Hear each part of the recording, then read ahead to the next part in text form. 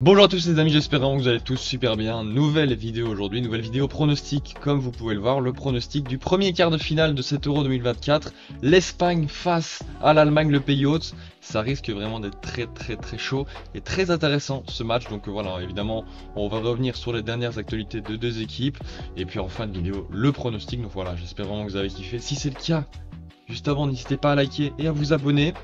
C'est le plus important, il y a encore plus ou moins 90% des personnes qui regardent les vidéos sans être abonnés, donc franchement n'hésitez pas, c'est gratuit. Et voilà, ça fait plaisir. Et aussi n'hésitez pas aussi à me dire en commentaire, peut-être vers la fin des vidéos, votre pronostic pour ce match, pour ce premier quart de finale, parce qu'en plus, demain il y aura une vidéo France-Portugal aussi, voilà le pronostic, c'est la même partie de tableau, donc franchement c'est très chaud. Donc voilà, Espagne-Allemagne c'est parti, et donc à 18 h, vendredi 5 juillet, Espagne-Allemagne. Le pays hôte qui va devoir déjouer cette équipe espagnole qui est vraiment très forte pour le moment dans cet Euro 2024. Il y a eu trois même dernières confrontations entre ces deux équipes. Il y a eu deux matchs nuls et une victoire 6-0 de l'Espagne. C'est vrai qu'il y a eu ce petit 1-1 en Coupe du Monde en phase de poule, on s'en souvient, dans le même groupe que le Costa Rica. Mais voilà, franchement, je pense que les Espagnols et les Allemands ont beaucoup changé, on va pas se mentir, en 2 ans. Donc ça va pas du tout être la même chose. Il y a eu beaucoup de nouveaux joueurs qui sont arrivés, beaucoup de joueurs qui sont partis aussi. Donc voilà, on commence avec les Espagnols, évidemment. Les Espagnols qui ont fini premier de leur groupe. Magnifique, groupe B, 9 points sur 9, avec évidemment 3 victoires, une victoire face à l'Italie, une victoire face à la Croatie et une victoire face à l'Albanie, la dernière, petite victoire à 0, mais ils ont eu leur ticket pour les quarts de finale en battant la Géorgie en 8ème de finale 4-1 après avoir encaissé le premier but à cause d'un contre son camp de Lenormand à la 18ème, mais après cela, voilà, les Espagnols ont fait un match extraordinaire en termes de possession, d'occasion, de niveau de jeu, de schéma de passe. C'est une grosse équipe espagnole là qui est présente. On a eu des buts de Rodri à la 39ème qui a débloqué cette situation pour permettre de marquer le premier but. Puis Fabien Ruiz, encore une fois à la 50ème d'une belle tête. Nico Williams, un match encore une fois extraordinaire de sa part à la 75ème. Et Dani Olmo, le petit rentrant qui est venu marquer son petit but à la 83ème. Mais voilà, franchement, les Espagnols, quand on va voir les stats ici, 35 tirs, 13 cadrés. Par rapport aux Géorgiens, aux 4 tirs, 0 cadré. Mais ils ont quand même un but grâce au contre son camp. 76% de possession. Voilà, les Espagnols. C'était sûr qu'ils allaient prendre le jeu à leur compte face à la Géorgie, mais là c'est très fort franchement, surtout les deux ailiers qui ont vraiment encore fait un match extraordinaire. Yamal d'un côté qui fait l'assist sur Fabian Ruiz, et puis Williams qui sans cesse provoque et là marque un petit but encore une fois somptueux. Ouais, franchement cette équipe elle est très forte. En même temps ils ont les joueurs pour. La compo alignée face à la Géorgie, c'était la classique. Il y avait un petit changement, c'était la titularisation de Laporte à la place de Nacho. Cucurella lui il a bien repris sa place côté gauche, et sinon le reste c'était le classique depuis le début des matchs de phase de groupe. Unai Simon au goal, le Normand Laporte en centrale, Carvajal à droite, Cucurella à gauche, le milieu Rodri, Fabien Ruiz et Pedri, et puis en attaque Williams, Morata, Lamine Yamal. Et voilà, en plus ce qui est bien avec cette équipe, c'est qu'ils ont une grosse équipe titulaire, et en plus ils ont du monde sur le banc. Dani Olmo, qui on connaît ses qualités des deux pieds du côté de Leipzig, il a très bien montré, quand il rentre il fait très mal.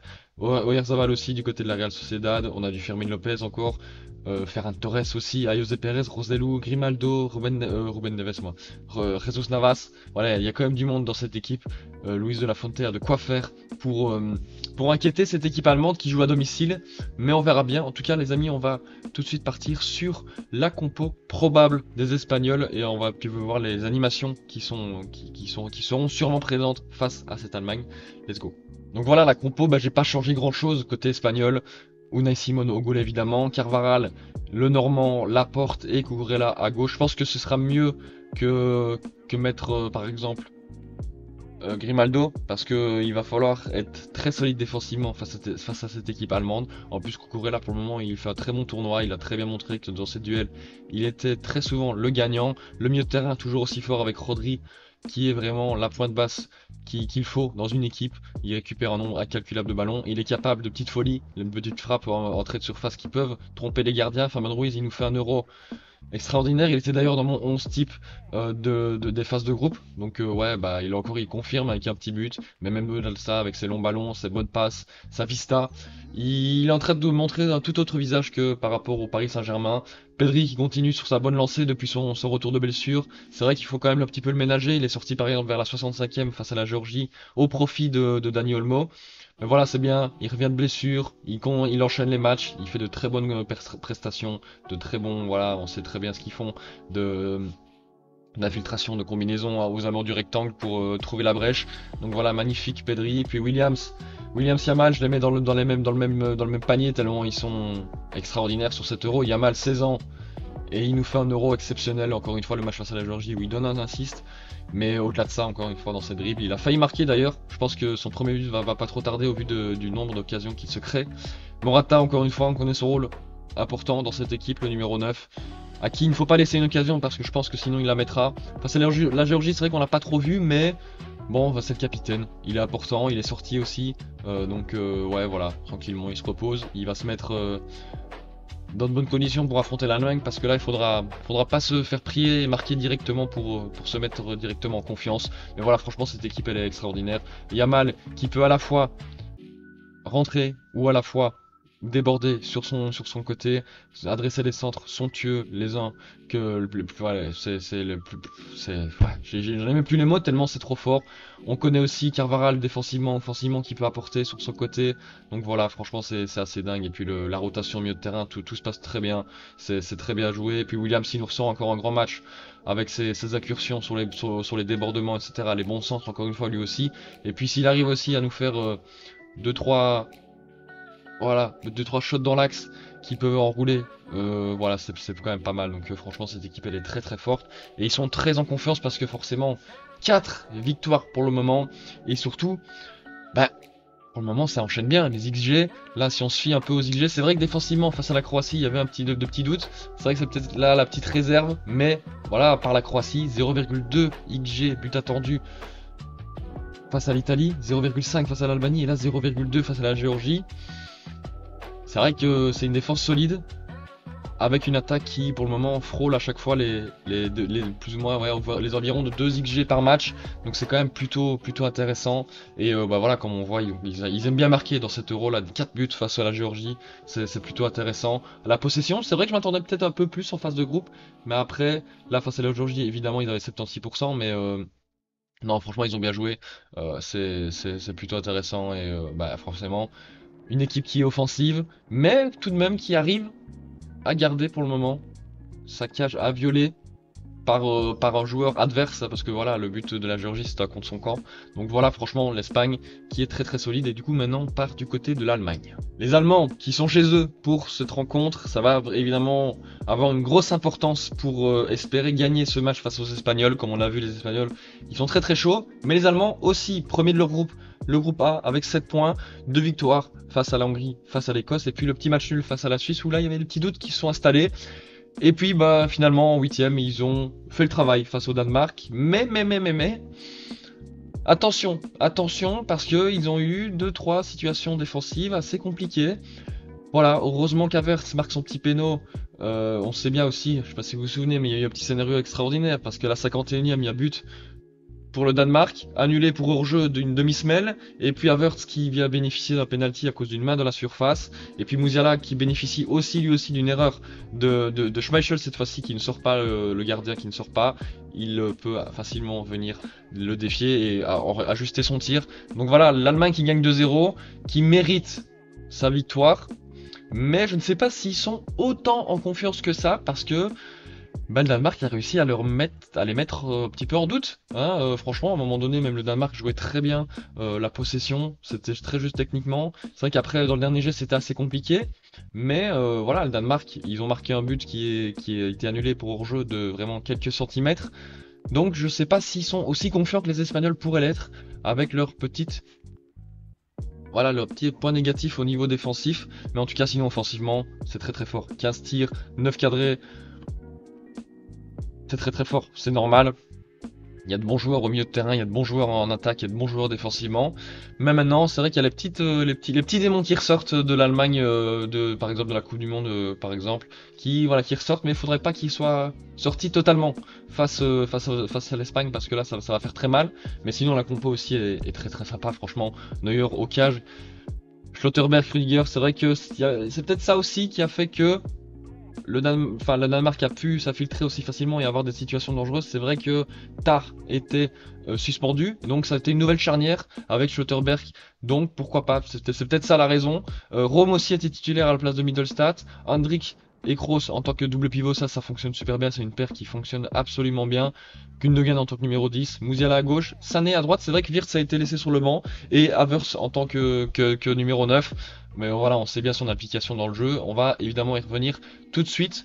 Voilà, la compo, je pense qu'elle va pas changer grand chose. Peut-être que Füllkrug sera préféré à Havertz en tant que numéro 9, mais je pense pas, parce que Havertz, non seulement il marque, mais il y a besoin de lui pour jouer avec les ailiers qui sont là, et même le Gundogan voilà, qui a besoin d'un numéro 9 qui est assez mobile, qui est bon techniquement pour pouvoir combiner, s'infiltrer dans la surface, jouer avec aussi plus facilement sur les côtés avec Musiala qui rentre très très bien sur son pied, Wirtz aussi également, donc vous voyez, il faut quand même beaucoup de mouvements dans l'axe et c'est mieux d'avoir un 9 mobile dans ce cas-ci. Havertz jouera mieux ce rôle-là que Füllkrug qui est là plus dans la surface, qui est là pour finir les actions.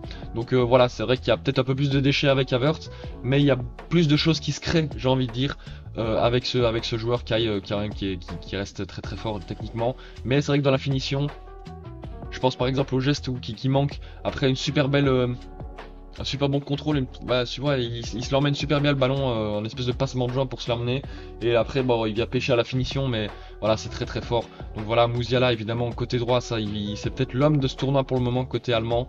Wirtz aussi qui a montré de belles choses, mais qui n'a pas, je pense, totalement convaincu sur son poste. Havertz lui, ça bouge pas, je pense. Gundogan aussi, très très fort dans ses infiltrations. Hendrik Kroos, que dire de ces deux-là, parce que Hendrik il fait le sale boulot de Kroos, mais quand même, il a une très bonne technique. Franchement, lui, il fait quand même une super belle saison. Kroos également.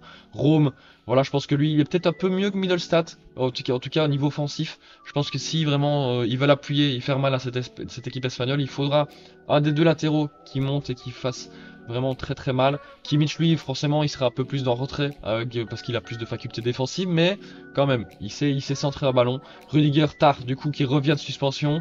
Rudiger toujours aussi fort, franchement c'est très très fort.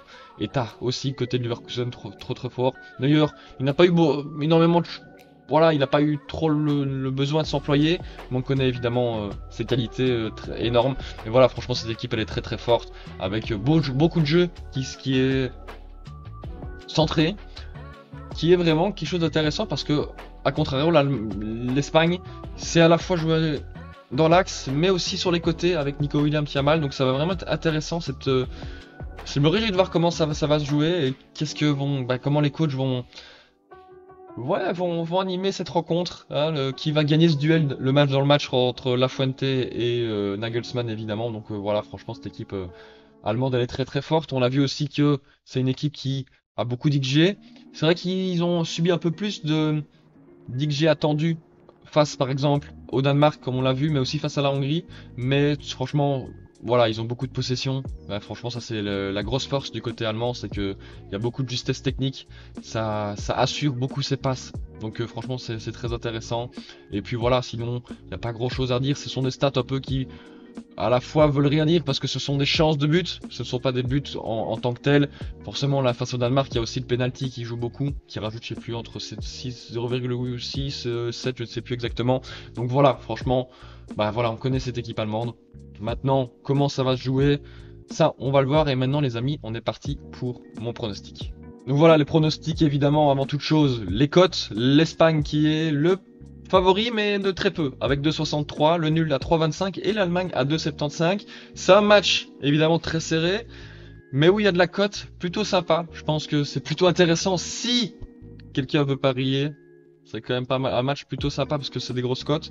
Mais évidemment, faut être majeur pour parier et jamais miser de grosses sommes parce que le plus souvent on est perdant, je vais pas se mentir. Là par exemple moi je fais des pronostics sur mes vidéos YouTube, je mise aucun sou et heureusement parce que la plupart du temps je perds, mais c'est surtout le jeu qui est amusant, l'amusement de voilà de se prêter au jeu, c'est ça qui est marrant. Donc franchement, voilà. Les amis, mon pronostic, je pense que quand même l'Espagne devrait l'emporter dans un match quand même avec beaucoup d'occasions. Ça va partir un peu dans tous les sens, je pense. Enfin, en tout cas, je l'espère pour un quart de finale. L'Espagne, c'est une équipe joueuse. L'Allemagne aussi. L'Espagne, qui a peut-être moins de difficultés défensives que l'Allemagne, mais peut-être aussi ça s'explique au fait que c'était pas la même charnière. Donc voilà, il y a plein de d'arguments pour et contre pour ce pronostic. Moi, je mets l'Espagne gagnante. N'hésitez pas vous à me dire en commentaire votre pronostic. Franchement, c'est plutôt intéressant. Peut-être qu'aussi l'Espagne, l'Allemagne sera peut-être aussi portée par son public. Voilà, peut-être que ça fera la différence. Mais en tout cas, moi, je vois une victoire de l'Espagne. Yamal et Pedri buteur. Yamal, il est passé tout proche face à la Géorgie. Là, je pense que il va peut-être y arriver. Mais en même temps, là, c'est un autre gardien. Mais même si Mamar Dartuili, il a été très fort. Mais Pedri, aussi non, côté espagnol, dans ses infiltrations, il n'a pas encore eu trop l'occasion de frapper. Il s'est beaucoup infiltré, il a essayé beaucoup de faire le dernier geste. Pourquoi pas lui à son tour de frapper et pourquoi pas marquer côté allemand, pardon. Gundogan, je pense que lui ça peut être le petit goal venu de nulle part, petite infiltration, petite frappe. On connaît aussi ce joueur très très bien dans ses infiltrations, dans sa justesse technique. Donc voilà les amis, j'espère vraiment que vous avez kiffé. On se retrouve du coup demain pour le pronostic Portugal-France. J'espère vraiment que vous avez kiffé. N'hésitez pas à liker, à vous abonner et me dire en commentaire votre pronostic. C'était Venture les amis. Ciao ciao.